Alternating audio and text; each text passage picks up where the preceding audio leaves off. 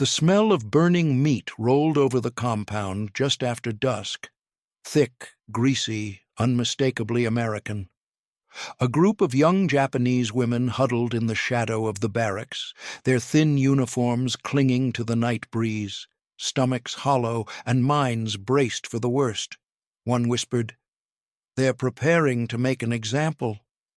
Another closed her eyes, murmuring a prayer. They had survived transport, lice, weeks of silence. But this? The scent of steak sizzling over open flame, so bold, so excessive, it had to be symbolic, a punishment, a final insult before death. And then came the sound of boots, laughter, a harmonica. A shadow in a cowboy hat stepped into the clearing, spat beside the fire, and grinned. "You girls ever had ribeye?" The world tilted.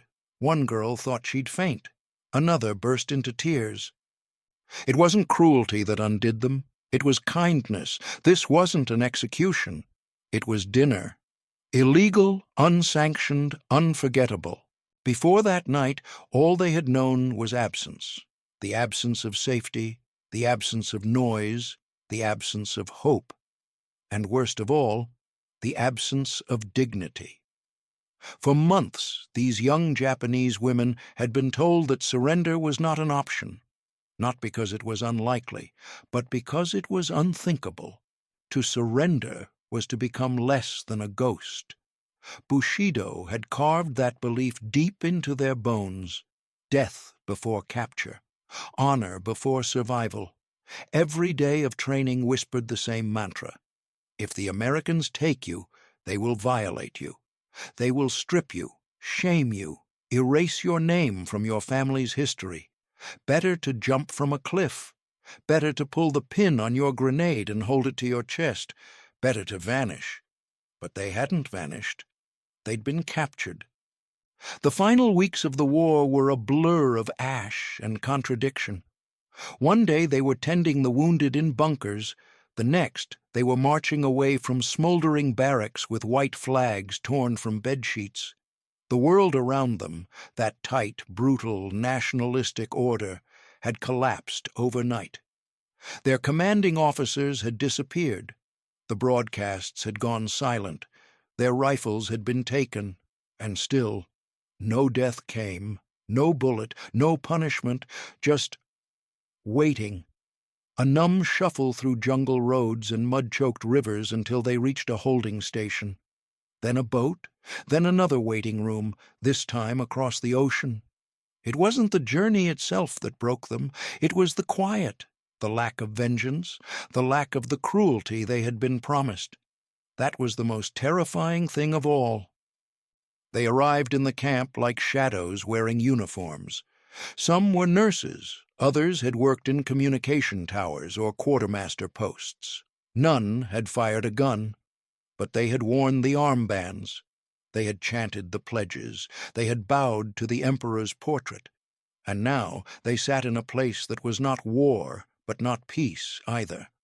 A camp in the middle of nowhere, surrounded by fences that hummed in the heat. When the guards first spoke to them, it was not in jeers, but in clipped orders. Their tone held no rage, no revenge, just logistics. One girl turned to another and whispered, "They are too calm. This is how executioners behave before they act." Another girl had already started digging her fingernails into her palm, preparing to draw blood rather than weep. That night, after roll call and a meal of strange, unfamiliar bread, they lay in their barracks and waited for the screams to come, waited for the punishment, waited for the end. Instead came the sound of wind through pine trees, and stars, and silence. One woman, Midori, had written a final letter to her younger brother before deployment. She had burned it behind the medical tent before they left the Philippines. In it, she told him that if she were taken, he must forget her. She would no longer be his sister. She would be a dishonor to the bloodline. Now she lay awake, listening to the breath of women all around her. Women who were not dead, not bleeding, not dishonored, but just breathing. It made no sense. Even the capture itself had been surreal. No battle, no handcuffs, just a sudden awareness that the war had ended and that their enemies were offering transport, not torture. Some women spat in the direction of the soldiers, others collapsed, too exhausted to react. One woman tore off her rank pin and threw it into the mud.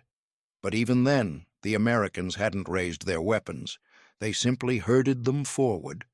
It was almost like being processed through a dream. And now, in this strange no-man's land of sunlight and guarded mercy, their internal war had begun. The war of contradictions. The war between everything they had been taught and everything they were beginning to see. Midori caught herself staring at the guard who had handed her a blanket. He had dirt on his boots. His hands were thick and calloused. He had nodded at her, a single, small gesture, as if to say, "You matter." She hated him for it. She hated the part of herself that wanted to believe it. But none of them could have imagined what would come next, because before the music, before the letter-writing, before the Cowboys' smile, there would be steak, hot, real, forbidden, and it would undo them all, because the next chapter didn't begin with beatings or boots, but with water, vast and unbroken, stretching farther than any of them had ever imagined. The Pacific didn't roar the way their officers had promised. It pulsed, slow and terrible, like the breath of a giant. The ship they boarded was made of rusted steel and American paint. It smelled of salt, oil, and something darker, anticipation. Not one woman spoke above a whisper as they were herded into the hold. There were no seats, just hammocks strung from hooks, and nowhere to look but inward.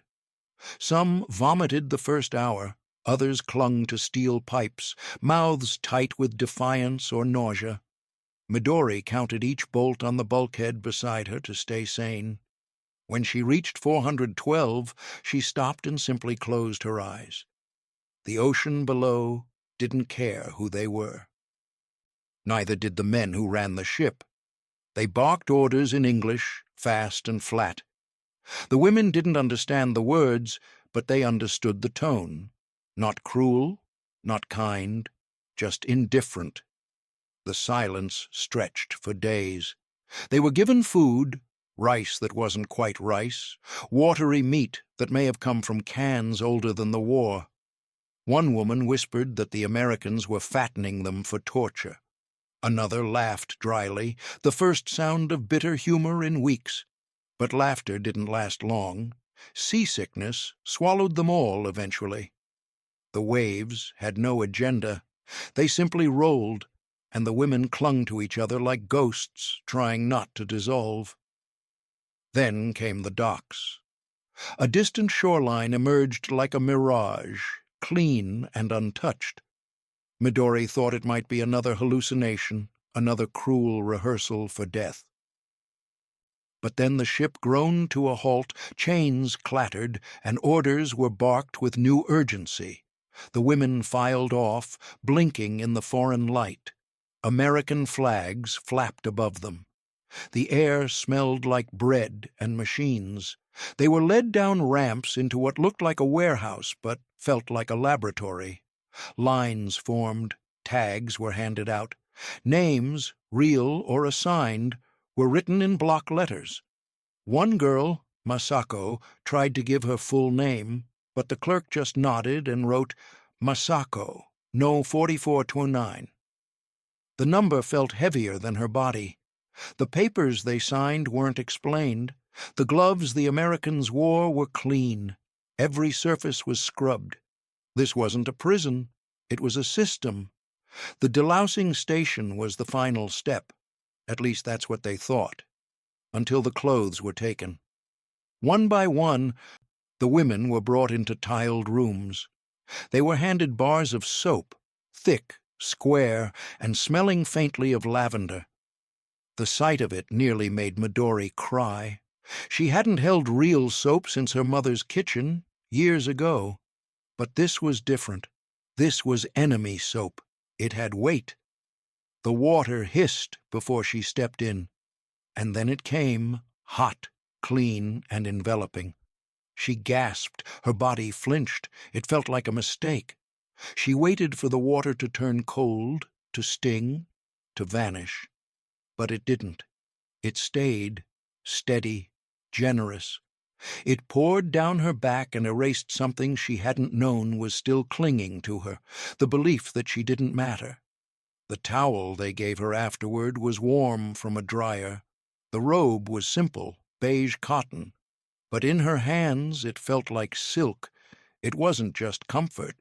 It was disorientation. How could something so soft be offered by the hands of the enemy? Later that night, lying on her bunk in the barracks, Midori stared at the number stitched to her collar. It was cleaner than anything she had ever worn. She felt like a stranger in her own skin. Across the room, Masako whispered into the dark, "They treat us like people." Someone else answered, "Not yet. They're testing us." But no one could explain the soap, or the warmth, or the water that didn't hurt. They waited for the mask to fall, for cruelty to resume its shape. But for now, what terrified them most wasn't pain. It was mercy. Morning came like an accident. The sun slipped through the slats of the barracks, pale and golden, and for a moment Midori forgot where she was. Then the bell rang, sharp, metallic, final. It wasn't shouted orders that roused them, but a sound almost civilized. The women rose mechanically, brushing dust from their borrowed uniforms. The air smelled faintly of something impossible: fat, smoke, meat. It drifted through the compound like an old ghost returning home. Bacon. The scent was unmistakable. Someone gasped. Someone else began to shake. It was too much, too soon, proof of a world they thought had ended. The guards moved quietly, their boots crunching on gravel. They weren't shouting, weren't brandishing weapons. They simply gestured toward the mess hall. The women followed, their steps heavy with dread. Midori's stomach ached with hunger, but her heart thudded with suspicion. Hunger had always been a punishment, not a prelude. She expected cruelty, and yet when she entered the hall, she froze.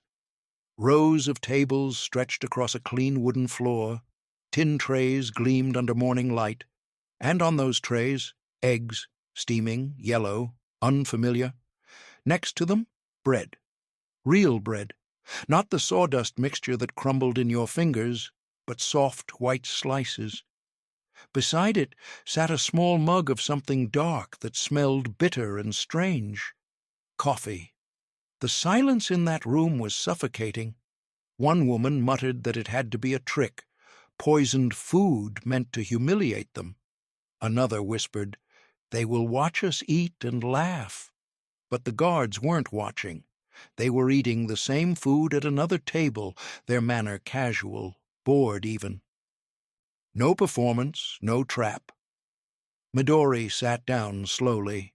Her fingers trembled as she touched the fork.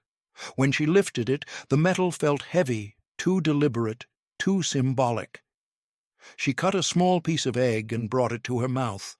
The taste flooded her senses: salt, warmth, life. Her eyes burned. For a moment she wanted to spit it out. Then she swallowed, and the rebellion of her body against her beliefs was complete. Around her, others began to eat too. Some chewed in silence, others cried quietly as though mourning. One woman laughed suddenly, a sharp, broken sound that startled everyone. It wasn't joy, it was disbelief cracking into hysteria. The guards turned to look, not with anger, but confusion. One of them said something in English, his tone low, maybe reassuring. None of them understood, but the sound of it, human, unarmed, was enough to make several women lower their heads and weep into their trays. After breakfast came chores. The routine was precise, almost bureaucratic. Beds made, floors swept, lines formed for inventory checks. The Americans treated them like workers, not captives. There were rules, yes, but they were clean rules, predictable. The kind that didn't break you all at once, but slowly, by forcing you to live. At night, they were given blankets, real ones, coarse but warm. Midori lay under hers, listening to the others breathe. It had been months since she'd heard sleep that sounded peaceful. The quiet unnerved her. Safety, she realized, was a weapon she didn't understand. It stripped her of the certainty she had built from fear. She turned over, clutching the blanket tighter. She tried to remember the sound of home, her mother's ladle scraping the pot, the rustle of bamboo mats. Those sounds had once meant comfort.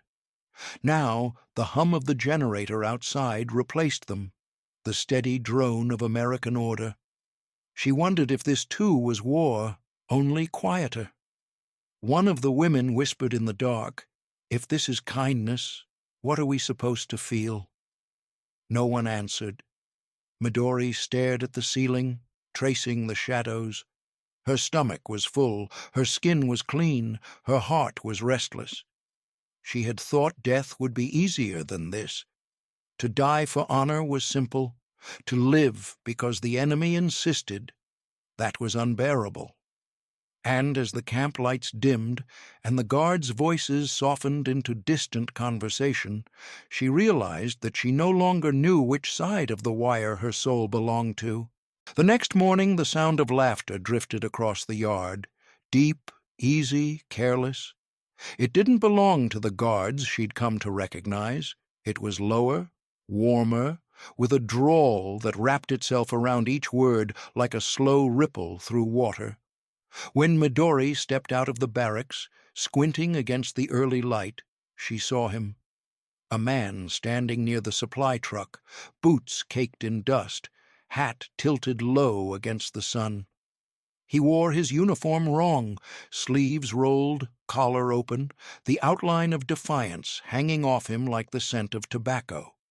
He leaned against the truck bed as though he owned the land itself, whistling something that sounded more like a story than a song. The women froze in their places. This one was different. He didn't move like the other guards, didn't carry his rifle like an extension of authority. When one of the officers barked an order, he half saluted without looking, the corner of his mouth lifting. The guards around him laughed, not out of mockery, but out of something else, familiarity. The Japanese women whispered about him for days before any of them dared to speak in his direction.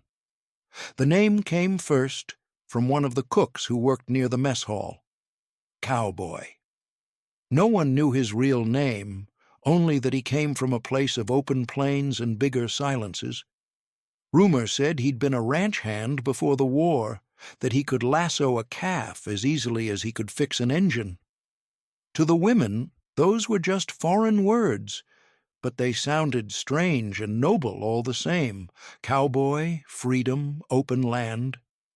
Midori first noticed him while hanging laundry behind the barracks fence.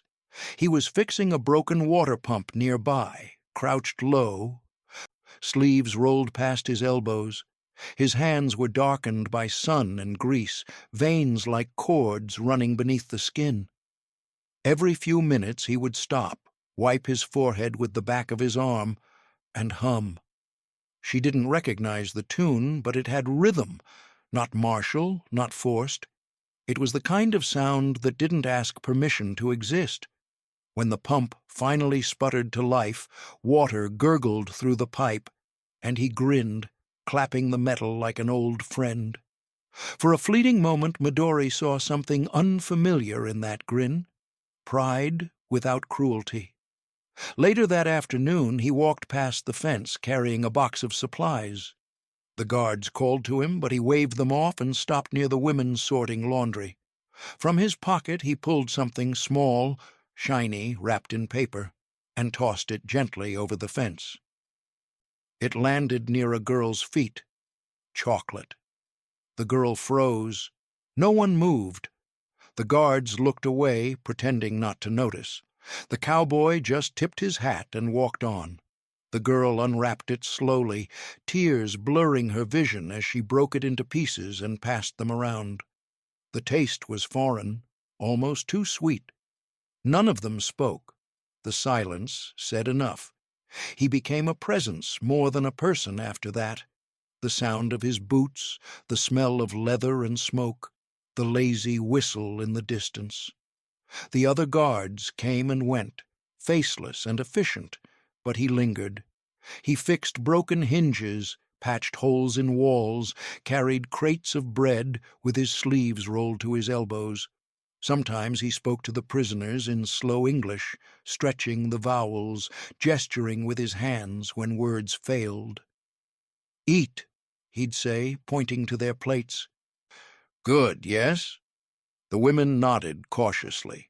His voice was thick and slow, like syrup poured over heat, unfamiliar but patient. There was a day when Midori caught him standing at the fence, looking not at them but at the horizon. The light hit the dust just right, turning his silhouette gold. He wasn't guarding them. He wasn't watching. He was simply existing, and for reasons she couldn't explain, that disturbed her more than anything else. Kindness could be explained as strategy. Cruelty made sense. But a man who looked at the sunset while standing on both sides of a war, that was something else entirely. The women didn't know his rank or his orders. They didn't even know if his presence was allowed. But his whistle became the sound that carried through the afternoons, cutting through monotony like the breeze through a barbed fence. They called him Cowboy because the name felt like fiction, and fiction was safer than belief. Yet even the hardest hearts among them began to glance toward the sound when it came. He didn't speak often, but when he did, his words had a strange gravity. Once, when one of the women stumbled carrying a bucket, he steadied it for her. She looked up, expecting a sneer, a reprimand. Instead, he said softly, "Careful now." 2 words, nothing more. Yet they landed with the weight of an entire new world, a world in which the enemy could sound almost like a brother. By the end of that week, his shadow had become part of the camp's rhythm, as steady as the bell, as confusing as mercy itself. Then one morning he was gone. No boots, no whistle, no lazy jokes with the kitchen staff or nods across the yard. Just silence. The kind of silence that made the women brace again, instinctively, for the return of something crueler. Midori noticed it first, the change in the guards' posture. They weren't as loose. They didn't linger. One even refused to meet her eyes during roll call. That same afternoon, a supply truck arrived late and left quickly. The boxes it carried in were counted, checked, then suddenly removed again. That night the scent came. It crept in through the barracks' window slats like a whisper in a language they hadn't heard in years. Thick, smoky, heavy, unmistakable. Steak. Not just meat. Real steak, charred and bleeding and cooked over fire. One girl sat up straight, her eyes wide with recognition. Another pressed her hand to her mouth as though trying to trap the memory it brought rushing back. Fathers, birthdays, home. Within minutes, rumors spread like sparks. Someone said the cowboy had been caught stealing meat. Another whispered he'd disappeared because he was facing punishment. The word court-martial flickered between bunks like a lit match. No one knew what it meant exactly, but they knew it wasn't good. The kitchen staff avoided questions. The guards didn't speak. But the smoke kept drifting across the compound, proof that something illicit was happening, not hidden in shadows, but right out in the open. The women pressed their faces to the cracks between the boards, trying to see through the dark. Some swore they saw a fire pit near the edge of the motor pool. Others claimed the cowboy was there, sleeves rolled up, turning meat over with his bare hands. Someone said they saw him pull a flask from his coat and sip slowly between flips. One girl, eyes wide with fear, said, "This is how they kill cattle before slaughter. First they feed you." Midori said nothing. She just stared into the dark, listening. The sizzle was real. So was the laughter. But the rest? She couldn't tell. What unnerved her most wasn't the meat. It was the fact that it shouldn't exist. This wasn't powdered rations or mystery stew. This was forbidden, excessive, alive. Steak was not just food. It was rebellion. The next morning the cowboy returned. He walked through the gate like nothing had happened.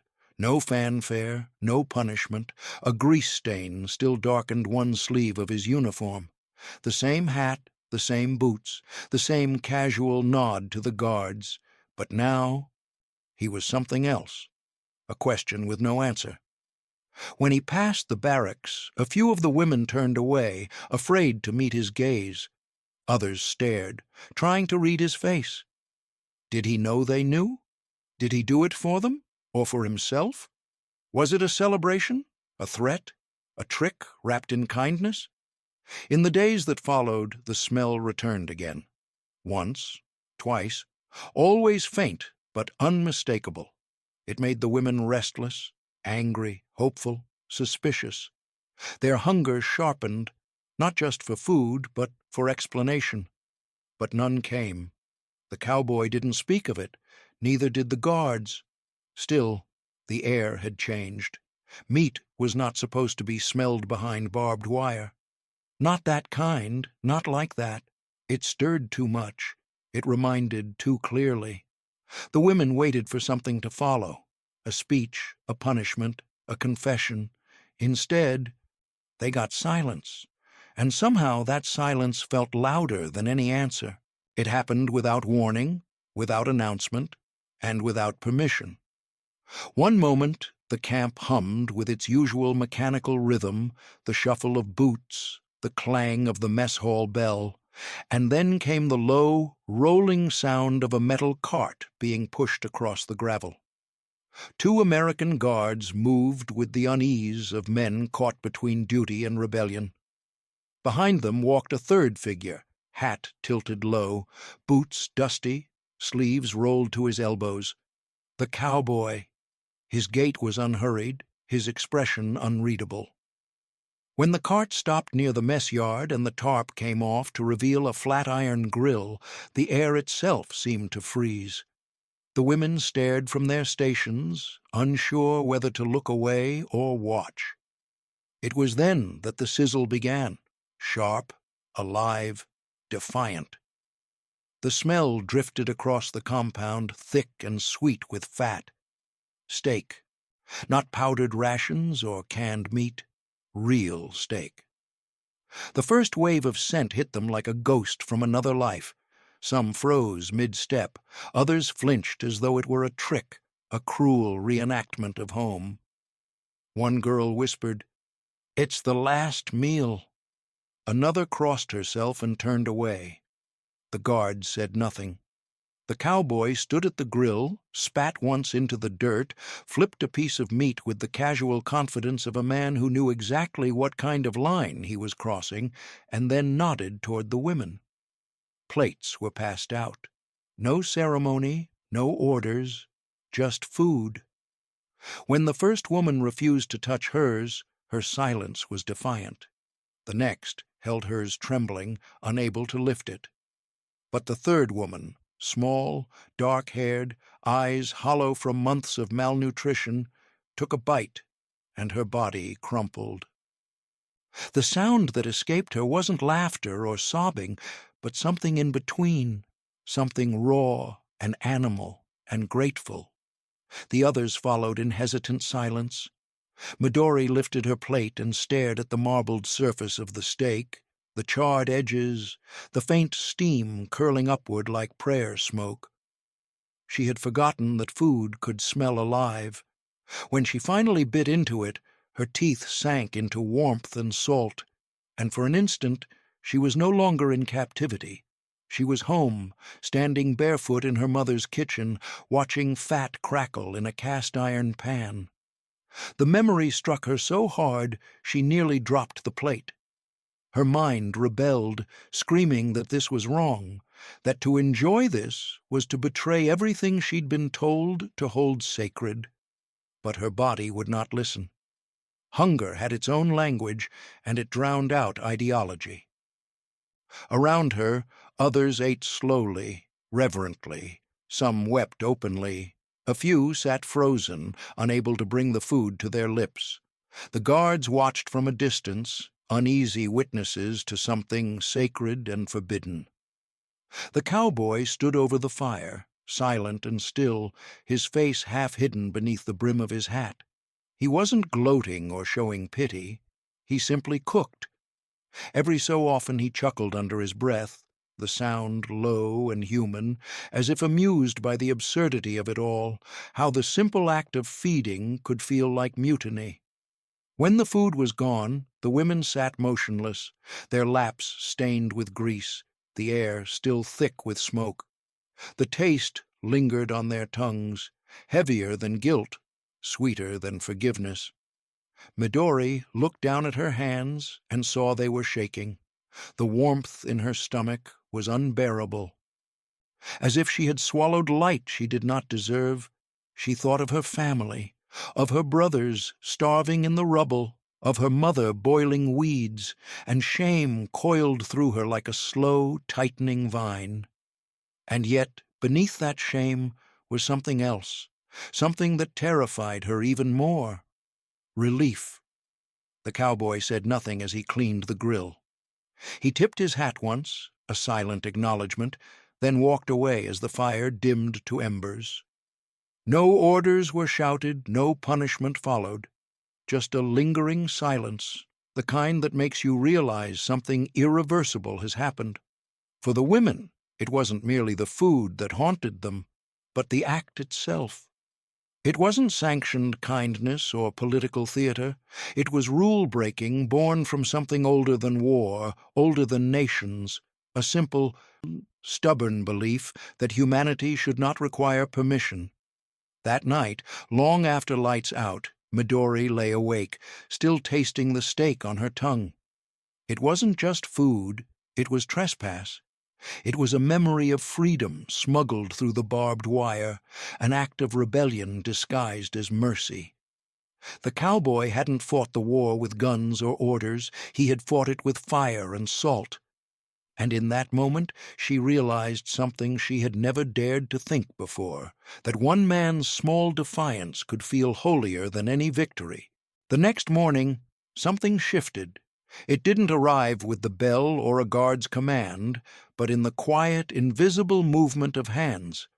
Midori noticed it in the way Masako lingered at the laundry shed, tugging free a scrap of brown paper from beneath the detergent bin.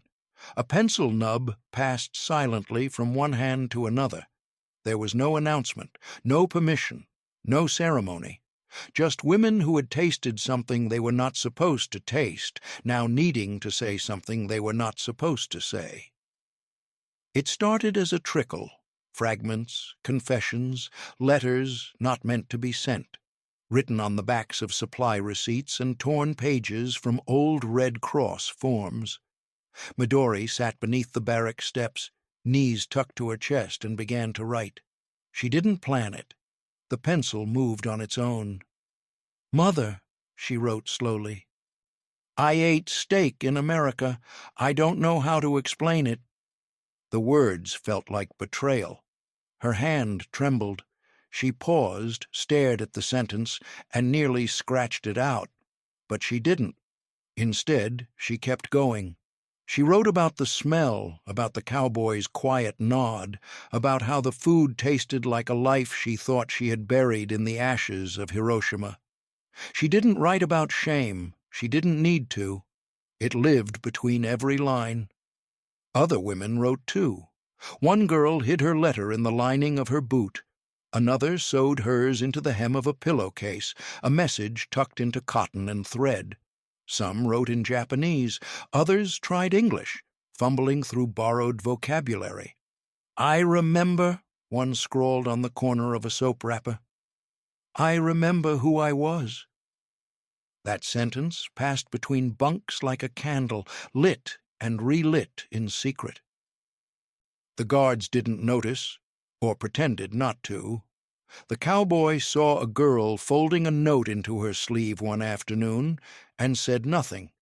He simply nodded once, slow and solemn, then turned back to fixing the squeaky door on the mess hall. It wasn't just about the food anymore. It was about what the food unlocked: memory, color, selfhood.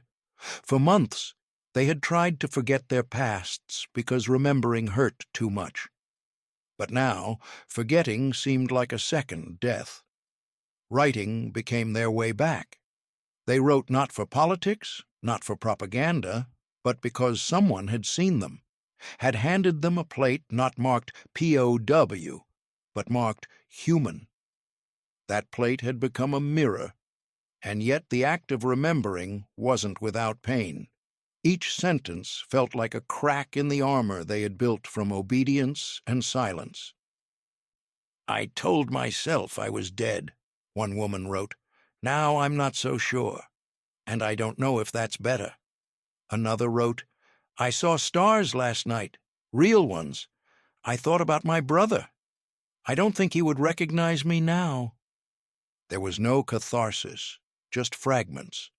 And in those fragments, something stirred. Not hope, exactly, but truth. They didn't know if the letters would ever leave the camp. They didn't care.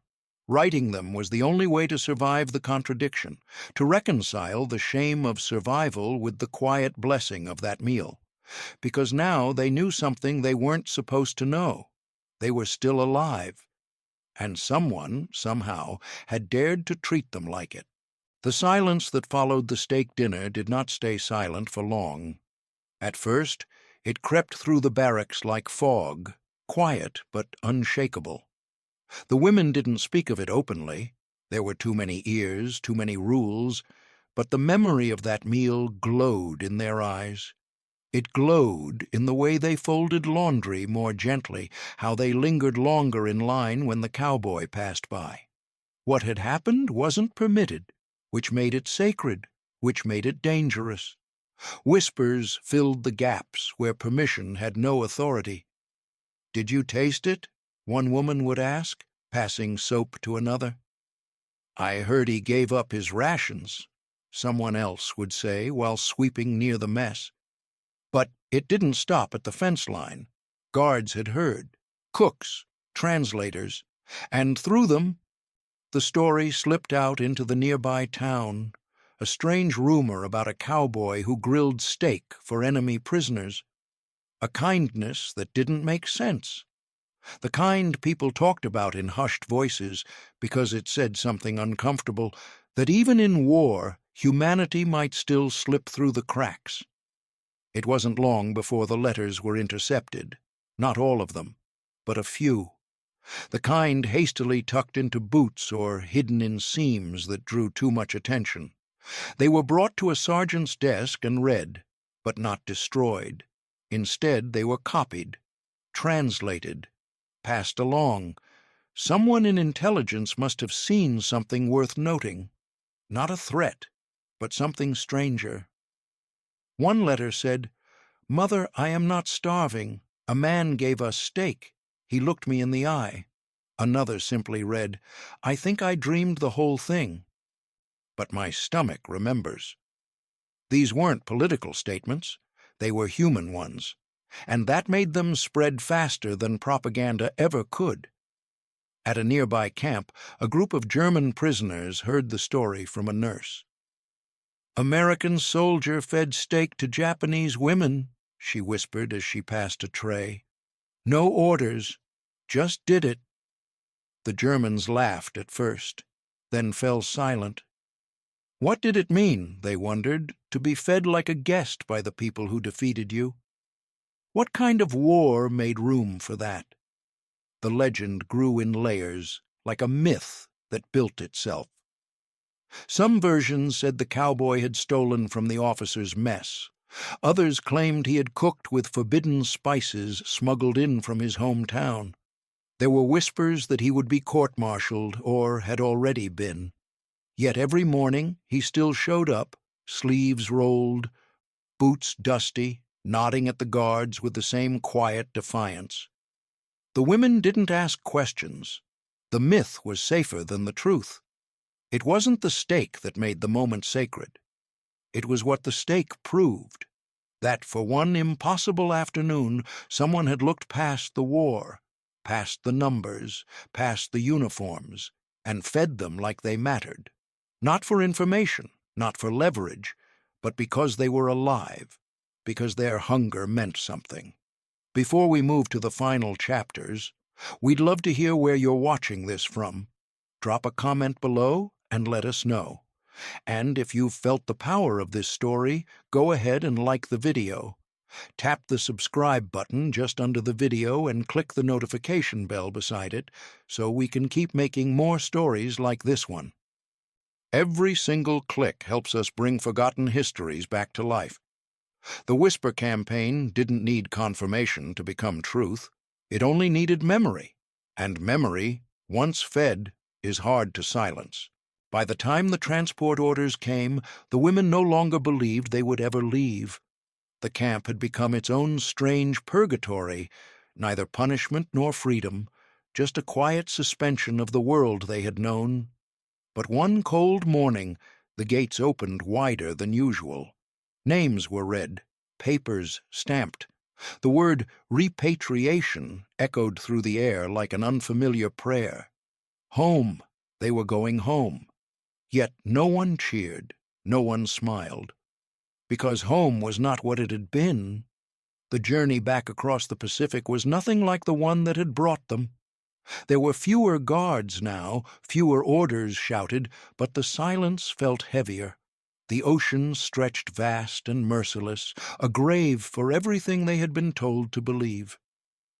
Midori sat on deck, staring at the gray waves. She no longer recognized herself. Her body was fuller. Her skin healthier. Her stomach no longer shrank from the smell of food, and that frightened her more than starvation ever had.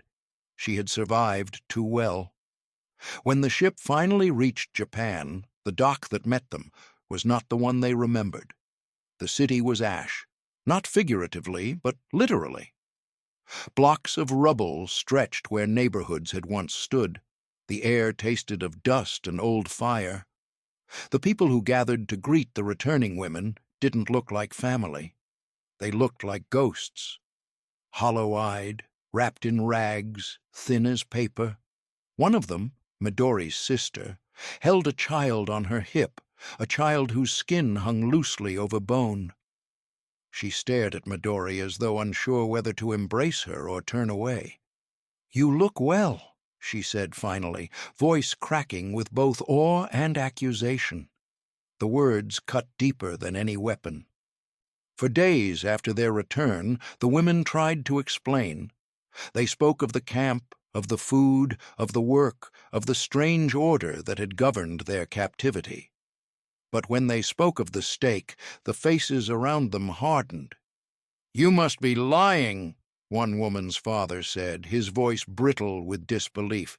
"The Americans would never feed prisoners better than their own." Another neighbor hissed, "While our children starved, you ate like queens?" Steak became the unspoken sin, the story no one wanted told. It wasn't a meal anymore. It was betrayal. Every time the women tried to describe that night to capture what it had meant, the confusion, the mercy, the taste of something human in a world built on cruelty, they were met with silence. The same silence they had once feared in captivity now lived inside their own homes. Midori stopped writing letters. The diary she had filled with trembling hands in the camp sat hidden beneath a floorboard. She couldn't bring herself to burn it. It was proof that something sacred had happened, something that didn't fit neatly into the language of shame or pride. Yet every time she looked at it, she felt both.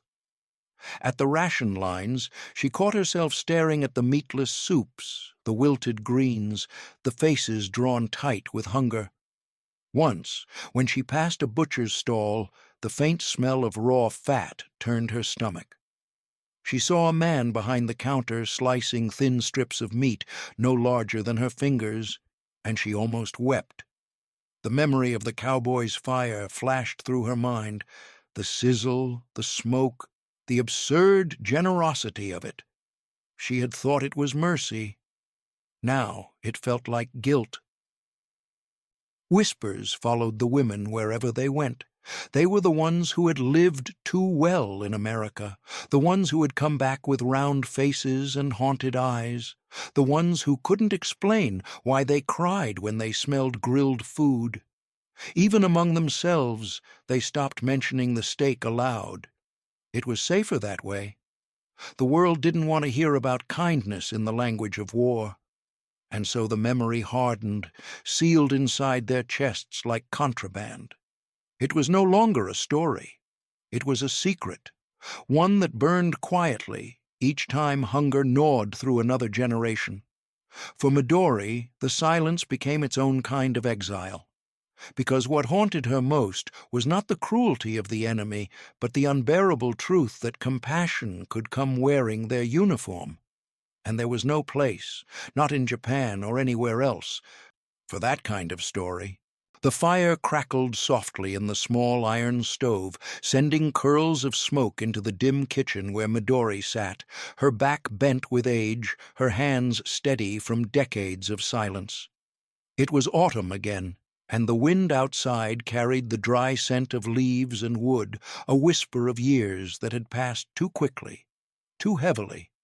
She fed another piece of kindling into the stove and watched the flame dance along its edge. Behind her, a child's voice broke the quiet. "Grandmother," her granddaughter asked, "what does steak smell like?" The question floated in the air like ash. Midori didn't turn around. She didn't answer right away.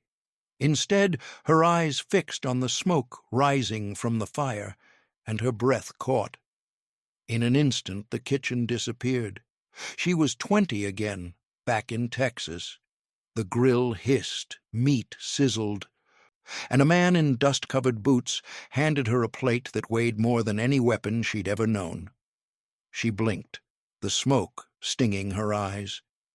"It smells like forgetting," she said finally, voice low, "and remembering." The girl tilted her head, confused, but Midori said no more. The scent had returned too quickly, too vividly. She had spent years trying to forget it, not because it was painful, but because it was kind. And kindness, in the middle of war, cuts deeper than cruelty. In all the years since, no one had ever asked her that question. Not her sister, not her neighbors, not her husband. The steak had become a phantom, something she carried inside but never shared. It surfaced in strange places, in the sharp sear of grilled mackerel, in the warmth of summer bonfires, in the metallic clink of tongs against pan. But it was never spoken of. To do so would have reopened a wound the world had chosen to seal shut. She remembered the way her hands had trembled holding that plate, the way her pride and hunger had collided in her chest like storm fronts.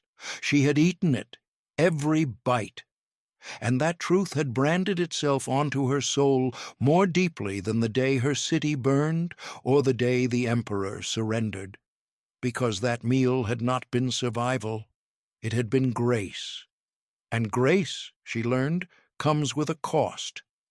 The cowboy had broken a rule to make her feel human again, and in doing so had shattered the only shield she had left, her belief in simple boundaries, in enemies and allies, in who deserved to suffer and who did not.